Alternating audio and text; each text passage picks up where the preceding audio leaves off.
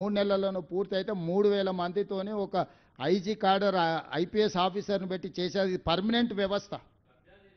అందరి మీద కేసులు కట్టినాము. కేసులు కట్టబట్టే కదా వాళ్ళంతా పోయి కేటీఆర్కు కమిషన్లు ఇచ్చి సోషల్ మీడియాలో మా మీద దాడి చేస్తున్నది. మీరు కూడా సహకరించండి. ఏవైతే పునరుద్ధరించినో వాటిని అప్పుడప్పుడు చూపించండి. వాళ్ళని కూడా కొంచెం ప్రోత్సహించండి. నిన్నమన్న పార్కులలో ఆయన ర్యాలీలు తీస్తారు, ఏ ఒక్క దగ్గర వేస్తలేరు. ఈ నిన్నమన ఎక్కడెక్కడైతే కబ్జాలు ఇడిపించారో ఆ కబ్జాలు ఇడిచి బెనిఫిట్ అయినరో కాలనీలలో ప్రజలందరూ బయటకు వచ్చి ర్యాలీలు తీస్తారు, హైదరాబాద్లో మాకు మేలు జరిగిందని. అవి మాత్రం స్క్రోలింగ్ కూడా వేస్తలేరు. మీ దృష్టికి ఏమొచ్చినా నేను మిమ్మల్ని కూడా నేను నెగటివ్ టోన్ తీసుకుంటలేను, మిమ్మల్ని ఏం విమర్శిస్తలేను. ఇది చాలా ఒక దీర్ఘకాలికంగా చేయాల్సిన పని. 1 by 1 చేసుకుంటూ వస్తున్నాం. ప్రభుత్వానికి కూడా వ్యవస్థలకు కూడా పరిమితులు ఉంటాయి. సమస్యల్ని చూసుకొని ముందుకు వెళ్తూ ఈ ప్రయత్నం చేస్తున్నాం. భవిష్యత్తులో ఇంకా బలంగా పనిచేస్తాం.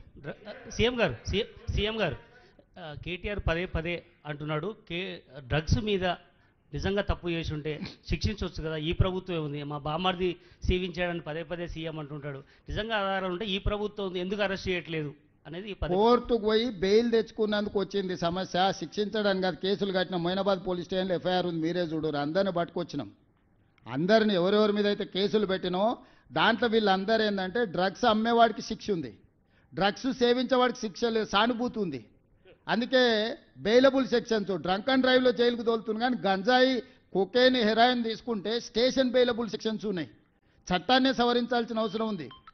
నేను చీఫ్ జస్టిస్ ఆఫ్ ఇండియా కలిసినప్పుడు నేను వారికి విజ్ఞప్తి చేసిన, చట్టంలో లొసుగు ఏంటంటే కొకేన్, హెరాయిన్ ఇట్లాంటి అత్యంత ప్రమాదకరమైన మాదక ద్రవ్యాలను సేవించిన వాళ్ళను సానుభూతితో చూడాలి, వాళ్ళు బాధితులని ఉంది చట్టంలో.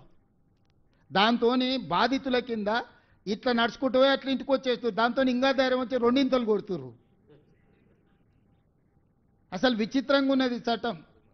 అక్కడెక్కడ రోడ్ల మీద డ్రంక్ అండ్ డ్రైవ్ ఉంటే వారం వారం రోజులు జైలుకు తోలుతురు తాగి నడిపినందుకు. ఇంత ప్రమాదకరమైన దీంట్లో స్టేషన్ బెయిలబుల్ ఉన్నాయి సెక్షన్స్. దీన్ని సవరించాల్సిన అవసరం ఉంది. రేపు వచ్చే శాసనసభ సమావేశాలలో పూర్తి స్థాయిలో చర్చ చేసి అన్ని వివరాలు కూడా మీకు చెప్తాం. సీఎం గారు నిన్న బండి సంజయ్ మాట్లాడుతూ, సార్ ఇక్కడ మీ ముందు బండి సంజయ్ మాట్లాడుతూ మీ పైన కామెంట్ చేశారు, మీరు క్యాబ్ పెట్టుకున్నందుకు. అవసరమైతే అట్లాంటి సిచ్యువేషన్ వస్తే తల నరుక్కుంటా, కానీ నేను అట్లాంటి పరిస్థితిలో ఓటు అడిగేటువంటి సిచ్యువేషన్ ఉన్నాను. ఇది మొదటి క్వశ్చన్. రెండో క్వశ్చన్, మాజీ మంత్రి ముఖేష్ గౌడ్ విగ్రహం పెడతానన్నారు, దాని మీద ఒకటి క్లారిటీ. ఇప్పుడు నేను అనేది ఏంటంటే నరేంద్ర మోడీ గారే టోపీ పెట్టుకున్నారు. ఆ ఫోటోలు నేను పంపిస్తా. మొదట నరేంద్ర మోడీ గారి విధానం ఏందో చెప్పమనుంది. నేను హిందువును, నా మతాన్ని నేను ఆచరిస్తాను, నేను ఇతర మతాలను గౌరవిస్తాను, ముస్లిం అయినా, సిక్ అయినా, క్రిస్టియన్ అయినా నేను వాటిని గౌరవిస్తాను. నేను తెలంగాణ రాష్ట్ర ముఖ్యమంత్రిగా అన్ని మతాలను, అన్ని కులాలను సమానంగా చూడడం నా బాధ్యత. వారి ఉద్దేశంలో ముస్లిం మైనారిటీలు ఈ దేశంలోనే ఉండొద్దు అని వాళ్ళ ఉంటే వాళ్ళ భావదారిద్ర్యం అది. బండి సంజయ్ గారి ఆలోచనలనే లోపం ఉన్నది. వాళ్ళ భారతీయ జనతా పార్టీ నాయకులు ఎంతమంది టోపీలు పెట్టుకున్నారో నేను అన్ని బండి సంజయ్ గారికి పంపిస్తా. మొదట దాని సంగతి తేల్చిన తర్వాత నా గురించి. నేను తెలియకుండానో అవసరానికో టోపీ పెట్టుకోలే, చాలాసార్లు టోపీ పెట్టుకున్నా. మైనారిటీల దగ్గరికి వెళ్ళినప్పుడు వాళ్ళ మత సాంప్రదాయం ప్రకారం మనకి ఇచ్చినప్పుడు పెట్టుకుంటాం. మనం గుళ్ళో పూజకి వెళ్తాం. నేను మన శంకర మఠానికి వెళ్ళినా, అక్కడ సాంప్రదాయం ఏంది, నువ్వు పైన ఏం వేసుకోకూడదు, లుంగి కట్టుకోవాలి అన్నారు. మొత్తం షర్టు అన్నీ తీసేసి లుంగి కట్టుకొని ఆ సాంప్రదాయాన్ని గౌరవించిన. దానికి హిందూ మతతత్వవాది అంటారా? ఎక్కడికి వెళ్ళినప్పుడు ఆ మతాన్ని గౌరవించడం అనేది మన బాధ్యత. నేను అక్కడికి వెళ్ళినప్పుడు వాళ్ళు నాకు ఇది ఇచ్చిండ్రు, నేను ఆ మతాన్ని గౌరవించే ఉద్దేశంతో నా టోపీ పెట్టుకున్నా. అంతకంటే ముందు చర్చ్ ఫాదర్స్ వచ్చారు ఇక్కడికే, వాళ్ళు ప్రార్థన చేసిండ్రు. తప్పేముంది? సర్వమత సమ్మేళనమే మా ప్రభుత్వము.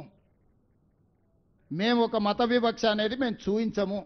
సీఎం గారు 2004 నుంచి 2014 వరకు పాలన చెప్పారు.